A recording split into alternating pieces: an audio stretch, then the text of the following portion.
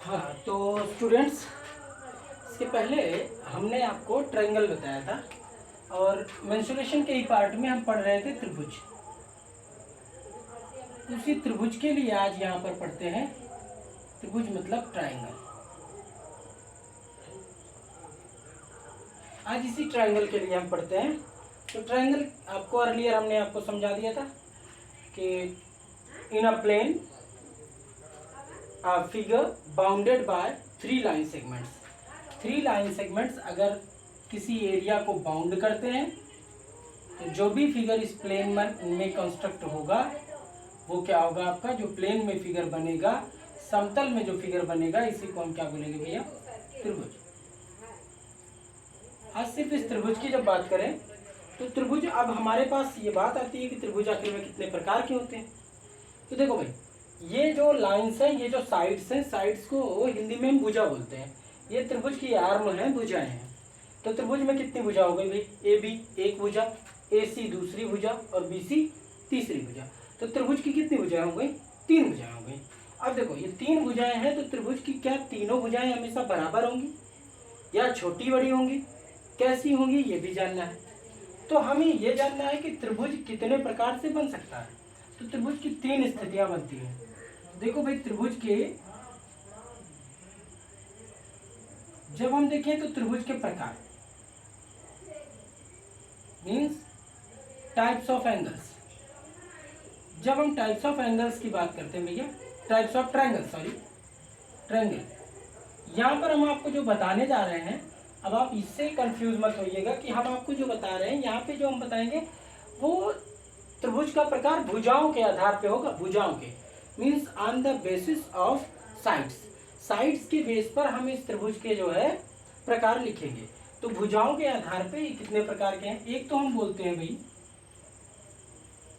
समबाहु, समबाहु त्रिभुज, जिसको हम कहते हैं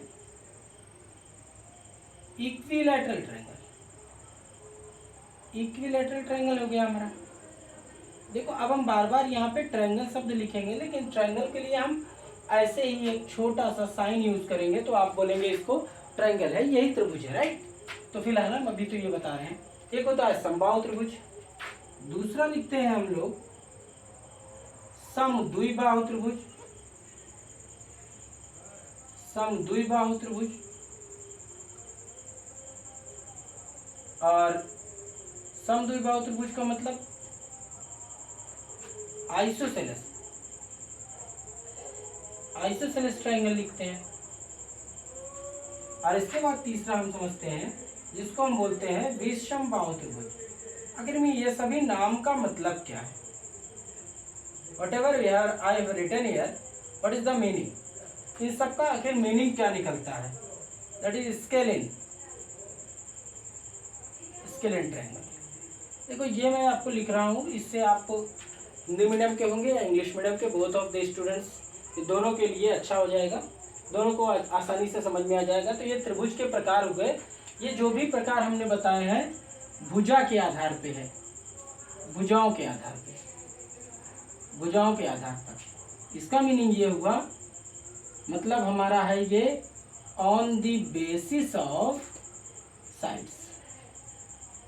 इन्हीं की बात करते हैं। इसके बाद हम आपको कुछ प्रॉपर्टीज बताएंगे। ये बेसिस ऑफ साइड्स में हमने ये त्रिभुज के प्रकार बता दिए कि त्रिभुज 3 प्रकार के, समबाहु, समद्विबाहु और विषमबाहु। अब हम इन एक एक त्रिभुजों को आगे समझते हैं कि समबाहु क्या है, समद्विबाहु क्या है, विषमबाहु क्या है, और उनके लिए हम एरिया इनका फाइंड करना चाहेंगे। ये जो त्रिभुज का पार्ट हम पढ़ रहे हैं, ये सब हम पढ़ेंगे किसके अंदर में, मेंसुरेशन में, अंडर क्षेत्रमिति।